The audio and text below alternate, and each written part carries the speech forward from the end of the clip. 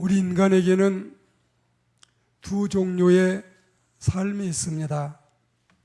첫째는 내일이 있는 하루하루의 삶이고, 둘째는 그야말로 내일이 없는 오늘만의 삶을 살아가는 사람들이 많이 있습니다. 이 말의 참뜻을 좀 더 확대해서 말씀을 드리자면, 내일이 있는 삶이라고 하는 것은 내일만을 말하지는 않습니다. 내년도 있고 10년 후도 있고 미래도 있고 그리고 장래도 있고 내세도 있다는 뜻입니다. 그러나 이와 달리 내일이 없다는 것은 희망도 없고 계획도 없고 비전도 없고 목적도 없고 장래도 없고 미래가 없고 두말할 나위 없이 내세가 없다는 의미인 것입니다.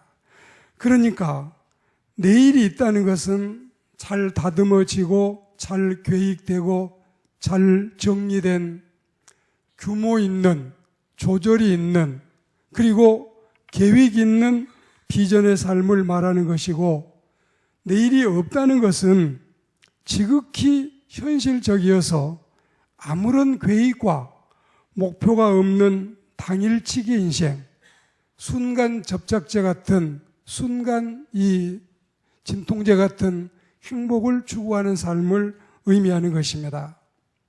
가끔씩 제가 이 편의점이나 또 어떤 그 사람들 왕래하는 자리에 가보면 여고생으로 보이고 또 이제 여대생으로 보이는 자매들이 열심히 친절하게 일하는 모습을 보면 너무 고맙고 진짜 그렇게 착하게 사는 모습을 보고 감동합니다. 그러나 영등포 역전이나 청량이나 과거에 우리 화곡동 곰달래길이나 이런 데 가보면 화등가에서 기녀들이나 기생들이나 창기들이나 어쩌면 인생을 저렇게 살까, 이런 안타까운 생각을 하지 않을 수 없습니다. 실제로 이런 식으로 허망하게 인생을 살아가고 있는 분이 있다면 듣기에 좀 과할지는 모르지만 그 삶이 너무 허망하기 때문에 좀 충격요법을 사용해서라도 돌이켜 부디 제발 그렇게 인생을 살지 말고 내일이 있는 인생을 살아갔으면, 이런 바람이 마음에 있습니다. 물론 성경 말씀에는 내일에 대한 희망적인 내용 이외에 단호함이라고 할까요? 내일에 대한 예리한 시각의 단절적인 교훈도 없지는 않습니다. 제가 이 성경 말씀 가운데 세 구절을 여러분에게 제시하겠습니다. 첫째는 잠언 27장 1절인데 너는 내일 일을 자랑하지 말라. 하루 동안에 무슨 일이 일어날는지 알 수 없다. 그러니까 이 잠언 27장 1절 말씀을 보면은 내일은 없는 거나 마찬가지예요. 그리고 야고보 4장 14절에 보시면 내일 일을 너희가 알지 못하는도다. 너희 생명이 뭐냐? 아침에 피었다가 저녁에 지고 마는 나팔꽃 같은 인생, 아침에 피어오르다가 저녁에 없어지고 마는 안개 같은 인생이 아니던가, 이 말씀이 있고, 그리고 고린도전서 15장 32절에 보시면 부활이 없는 자들은, 내세도 없고 신앙이 없는 자들은 내일 죽을 터이니 먹고 마시자, 캐셔라 캐라, 그냥 놀다가 인생을 끝장내자고 하는 이런 사람들의 모습을 성경에 기록했는데, 이 말씀은 인간 생명의 유한성을 강조하는 말씀이지 내일의 희망이나 내시의 소망을 꺾어버리는 아주 절망으로 우리를 몰아가는 말씀은 절대 아니라는 뜻입니다. 오늘 저는 길지 않는 시간에 과연 우리의 삶은 어제가 있었던가, 오늘 우리는 오늘이 우리에게 주어졌는가? 내일은 있는가? 내일은 과연 어떤 삶인가? 내일이 있는 삶이 나에게 있는지, 그런 삶은 어떠한 삶인지를 간략하게 말씀을 드리려고 합니다. 첫째로, 내일 있는 삶이라고 하는 것은 내 인생 가운데 하나님 있는 삶이고 신앙 있는 삶이에요. 이게 바로 내일 있는 삶이에요.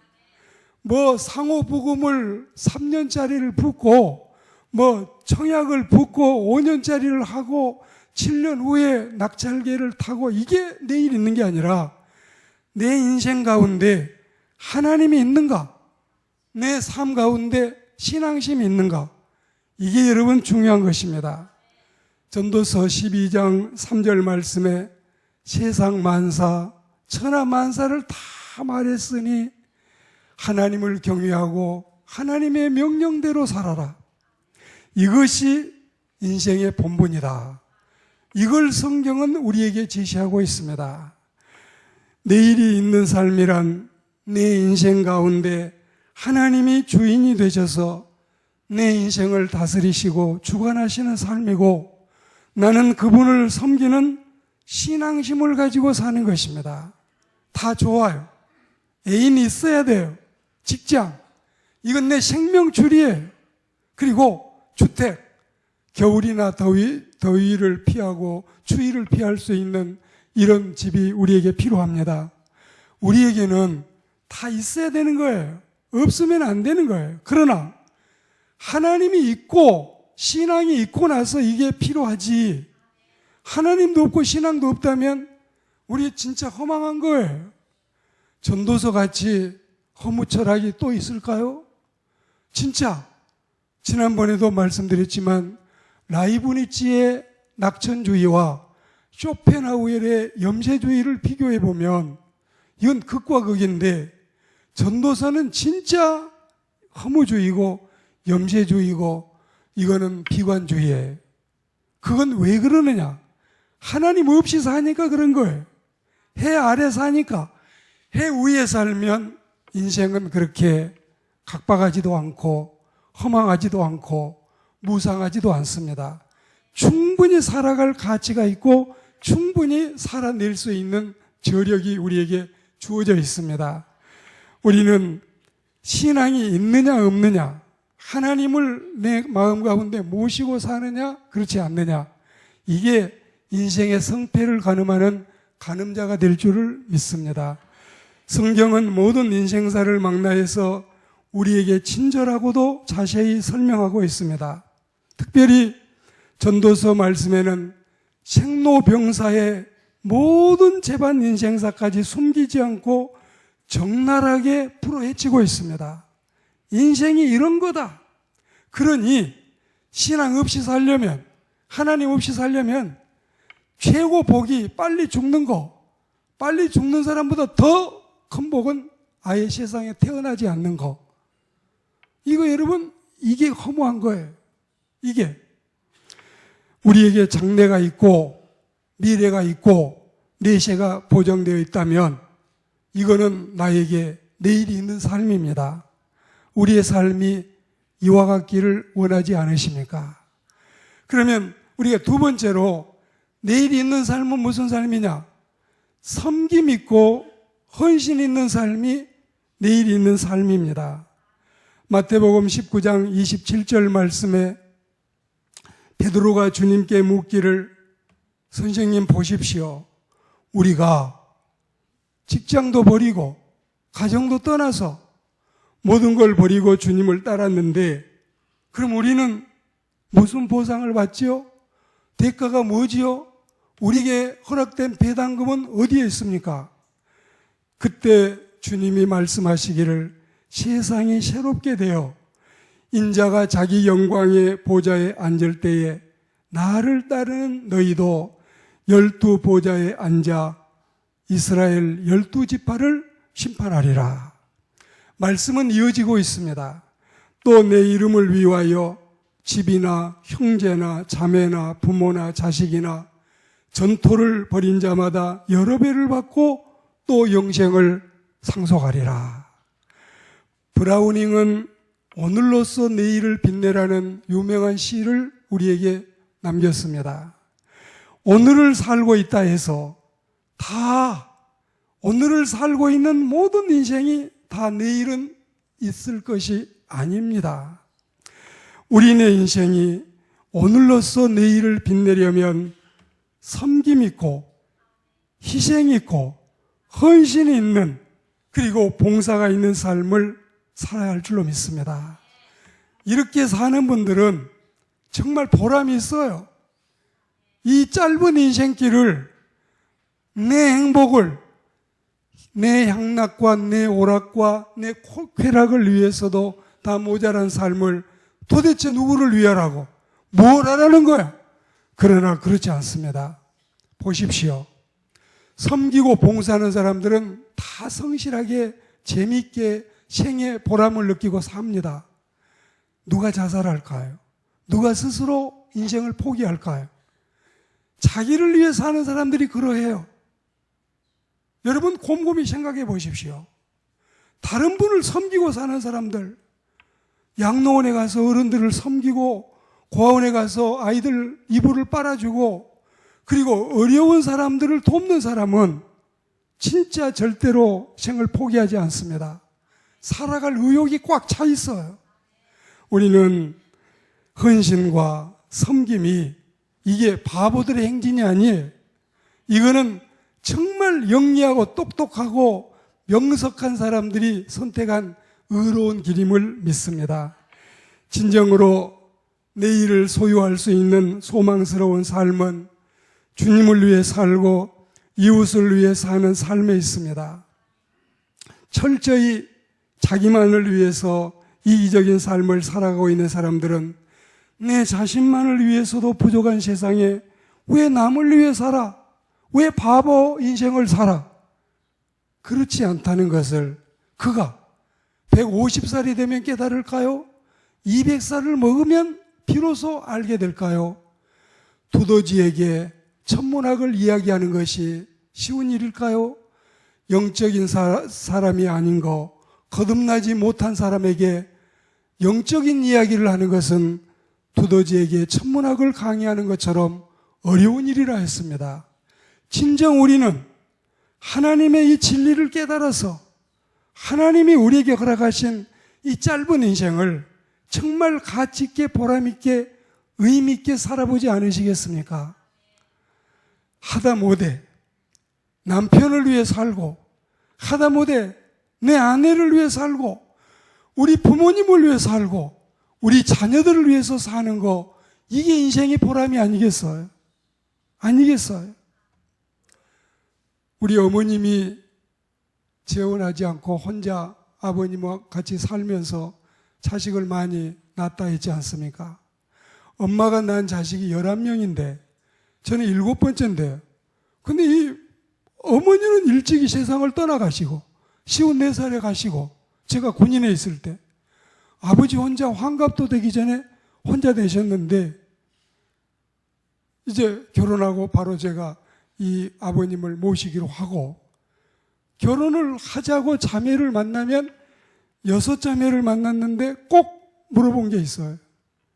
우리 집에 혼자 계시는 아버님이 계시는데 내가 이 아버님을 모셔야 되는데 그대가 같이 할 수 있습니까? 이걸 꼭 제가 진짜 지금 같으면은 꿈도 꾸지 못할 일인데 이 26 먹은 어린 총각이 이렇게 배짱이 좋았나 봐요. 그러면 이제 자매님들이 그걸 또 다 받아들이고 하는데 그런데 말이죠. 진짜 우리가 이 일을 하다 보면은 힘들 때가 있지 않아요. 그런데 이 충주에 지금 계시는 목사님이 그 목사님도 고려대학교를 졸업하고 사모님도 숙명여대 국문과를 졸업한 아주 엘리트들이에요. 그런 분들이 신학을 하셔가지고 이 화곡동에서 목회를 하시다가 은퇴하시고 충주로 가셨는데 한번 올라오셔가지고 이런 저희 애로사항이 있는 걸 보고 그래요. 김 목사님, 목회 안 해도 아버지 한 분만 잘 모셔도 이거 큰 목회다. 복이 호박 넝굴째 굴러 들어왔으니까 딴짓 딴 생각하지 말고 부모님 잘 모셔라. 그게 제 머리에 박혔어요. 아, 효도하는 거. 제가 목회 안 해도 목회할 사람 얼마든지 있지만 우리가 부모님 안 모시면 누가 우리 부모님 모셔요? 우리는 여러분 도리가 있는 거예요. 인간의 도리가. 우리가 하나님을 섬기는 이 삶이 하나님께 영광이 되고 또 우리가 이 사람 사이에 살면서 인간의 도리가 있는데 우리는 정말 이 부족한 세상살이 나를 위해 살아도 모자란데 남을 위해 살라고 하다니요 가당치도 않습니다. 그렇게 생각하지 마십시오. 누군가를 위해서 섬기고 살면 그게 우리에게 진정한 행복을 허락할 줄 믿습니다. 남을 위해 사는 자들을 바보처럼 여길지 몰라도 업신여길지 몰라도 결코 그렇지 않다는 것을 알게 될 날이 반드시 인생 가운데 올 겁니다. 지난번에 제가 수도원에 갔을 때 같이 지내던 목사님이 자기 동생 목사님 이야기를 하는 거예요. 그런데 동생도 서울대학교를 나왔어요. 그리고 이제 나중에 같이 형제간이 사역자가 됐는데 이분이 또 이상한 은혜를 받은 거예요. 무슨 은혜를 받았을까요? 의과대학을 졸업하고 이제 목회자가 됐지만 그런데 중국에서 이 주울레 옛날 모택동 이런 사람들이 우리 인민공화국 천국에는 나병 환자, 한세시병 가진 환자가 한 명도 없다. 다 여러분 밖으로는 공개적으로는 한 명도 없는데 뒤로 가보면 이 김요석 선교사님이 뒤로 가보면은 나 환자가 우글우글 하는 거예요. 근데 우리는 여기저기 나 환자 수용소에 그래도 건강하게 지내는 나 환자들이 많은데 거기 가보니까 완전히 팔 2개 없어지고 다리 2개 없어지고 꼭 곰뱅이 같은 사람들만 우글우글하는 걸 봤대요. 그런데 그분이 이 김군섭 목사님이 이 은혜를 받고 나서 의사를 20명을 모집하고 간호사를 20명을 모집해가지고 우리 이 부질없는 인생을 살면서 진짜 한번 보람있게 살아보고 싶지 않느냐. 그냥 20명씩 찬 거예요. 그래가지고 자기가 인솔자가 돼서 의사 닥터 20분, 그 다음에 간호사 20분을 모아가지고 중국으로 가서 20년 동안 나 환자들을 20년을 섬기는데 그분들이 한결같이 보람이 있대요. 나 이거 그만하고 이제 고국으로 돌아가서 나도 가서 열심히 병원에서 닥터하고 간호사하고 열심히 일하겠다. 이런 사람이 없대요. 없대요, 진짜로. 우리는 이렇게 살아도 다른 사람이 보면 바보처럼 여길지 몰라도 절대 그렇지 않다는 사실을 우리가 알고 살았으면 좋겠습니다.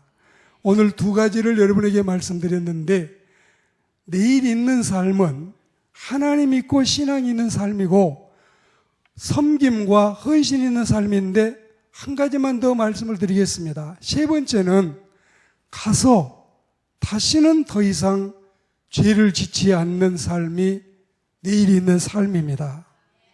사실 오늘 본문 말씀은 요한복음 8장 1절에서 11절까지 우리 김나연 집사님이 성우같이 잘 읽으셨어요.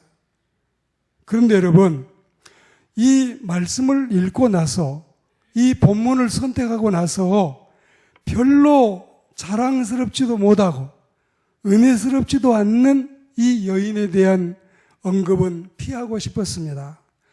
얼굴도 들지 못하고 고개를 떨군 채 기죽어 있는 이 여인, 바로 얼마 전까지만 해도 이제 나는 돌 맞아 죽겠구나, 죽음을 각오하고 눈을 질끈 감고 정말 언제 돌이 날아오나를 두려워하며 꼬부리고 앉아있는 이 가련한 여인, 그래서 우리 주님께서도 더 이상 이 여인을 상대해서 아무런 구중도 하지 않으셨던가 봅니다. 뭐라고 하겠어요? 왜 이렇게 살았니? 인생은 이렇게 사는 게 아닌데 이 바보야. 그게 인간이야. 그게 사람 살 일이야. 그렇게 아무 말도 안 하시고 책망을 아끼셨던 우리 주님이시지만 귀에 쏙 들어가고 가슴팍에 선명하게 새겨질 말씀을 한마디 하셨습니다. 현장에서 가늠하다 붙잡혀온 이 여인을 돌로 쳐 죽이자고 덤비다가 너희 중에 죄 없는 자가, 양심이 가책이 없고 꺼리끼지 않는 자가 돌멩이를 들어서 치라고 하니까 어른들로 시작하여 하나씩 물러가고 젊은이들까지 다 물러갔습니다. 우리 주님과 그 여인만이 댕그라니 남아있을 때 비로소 주님은 입을 열어 짧은 두어 마디 대화를 이 여인과 하시게 됩니다. 여자여, 너를 고발하고 너를 정죄하던 자들은 다 없느냐? 어디 갔느냐? 네, 선생님 없습니다. 나도 너를 정죄하지 않는다. 가서 다시는 죄짓지 말고 살아라. 다시는 이 말씀 한마디에 주님이 그 여인의 과거의 이력서를 다 손에 쥐고 계시는 거예요. 다시는. 저 이런 생각합니다. 많이 힘들게 하고 해코지하고 여러 가지 범죄한 사람들 다 잊어먹을 테니, 다 용서할 테니 앞으로라도 다시는 그 짓 하지 말고 살아라. 다시는. 그게 여러분 우리의 마음이 아니겠습니까? 다 잊어먹고 다 용서하겠다. 다 해제하겠다. 다시는 앞으로라도 그렇게 하지 말고 살아라. 내일을 위해서 올바른 삶을 새로 한번 설계해 보거라. 죄를 짓는 자마다 마귀에게 속하나니, 이 말씀 요한일서 3장 8절 말씀에 입각해서 볼 때 이제 더 이상 마귀에게 속하지 말고 주님께 붙잡힌 바 돼서 내일을 위한 삶을 살라는 의미가 아니겠습니까? 3절, 4절, 5절에 보이는 이 여인은 맞아 죽을 공포와 위기만 있었을 뿐 내일의 소망이란 털끝만큼도 없었습니다. 누가 이 여인을 챙겨주고 싶을까요? 누가 저 여인을 성녀처럼 우러러볼까요? 누가? 이 상처나지 누가? 같이 그 여인을 작은 값을 쓰고 정조를 샀던 어떤 남정네들도 그 여인을 사람으로 여길까요? 우리 집에 와서 평생 같이 살자고 할 남정네가 있을까요? 그러나 이 여인에게 주님이 찾아오신 것은 여인의 대박이었습니다. 정말 하나님도 없이 신앙도 없이 살고 어떤 선행이나 헌신도 없이 죄만 짓고 사는 모든 인생들은 진정한 의미에서 장래도 없고 미래도 없고 내일이 없는 인생이 아니고 무엇이겠습니까? 한번 여러분 대답해 보십시오. 과연 그들에게도 내일이 있을까요? 그들에게도 미래가 있을까요? 그들에게 천성이 있을까요? 그들에게 내세가 있다면 지은 죄에 대한 무서운 심판과 지옥의 형벌만 있을 뿐입니다. 말씀을 맺으면서 우리를 죄와 사망의 법에서 건져주시고 사죄의 은총과 함께 모든 문제를 해결받고 해보다 더 밝은 내일 있는 삶을 살게 될 이 여인처럼 우리도 제 자신부터 더 이상 범죄하지 않는 삶을 살아야 되겠습니다. 맺으면서 이 말씀을 한마디 하고 싶습니다. 수서 삼성병원에 5년째 누워 계시는 환자 한 분이 계십니다. 그분은 할아버지이십니다. 그분은 자기의 주식이나 자기의 재산이 12조가 넘는다고 하는 어마어마한 부자 할아버지십니다. 5년을 살아 계시는지 이미 돌아가셨는지 혼수 상태에 있는 그분이 사람들에게 영상 편지를 보내왔습니다. 거기에서 제가 짧은 몇 가지만 여러분에게 소개하고 마치겠습니다. 돈과 권력이 있다 해도 결코 교만하지 말게나, 부유하지 못해도 사소한 것을 만족하게 여기며 살아가게나, 건강할 때 가진 돈은 자산이라고 부른다네. 그러나 아픈 뒤에 내 가지고 있는 모든 재산은 그저 유산일 뿐이라네. 세상에서 그대를 위해 차를 몰아줄 사람은 수없이 많지. 그리고 세상에서 그대를 위해 돈을 벌어줄 사람도 많다네. 그러나 내 대신 아파줄 사람은 아무도 없다네. 물건을 잃어버리면 다시 찾으면 되고, 물건 잃어버리면 다시 사면 되지만, 그렇지만 영원히 되찾지 못할 것은 하나뿐인 내 생명이라네. 여기까지 와서 보니 돈이 무슨 소용이 있으랴. 지금까지 나는 늘 악명 높은 늙은이 소리만 듣게 됐네. 이명희 형님한테나 또 다른 형제들한테나 다 나는 재판하고 싸움박질밖에는 한 게 없네. 내가 죽으면 호화스러운 별장은 그 누군가가 웃으며 쓰겠지. 내가 타던 고급 리무진 차는 누구 손에 이미 키는 넘어가 있겠지. 내가 한때 누리던 부귀영화 이제는 그저 쓰레기일 뿐이라네. 여기까지 소개하겠습니다. 내일 있는 삶, 비전이 있는 삶, 죽은 다음에도 떳떳하게 주님 앞에 갈 수 있는 삶, 할렐루야 양팔 벌려 주님의 나라에서 이별도 슬픔도 눈물도 고통도 죽음도 없는 영원한 천상에서 영생을 누릴 수 있는 은혜로운 삶을 여러분 소망하지 않으십니까? 우리 모두가 이런 인생이 되기를 주의 이름으로 권면합니다.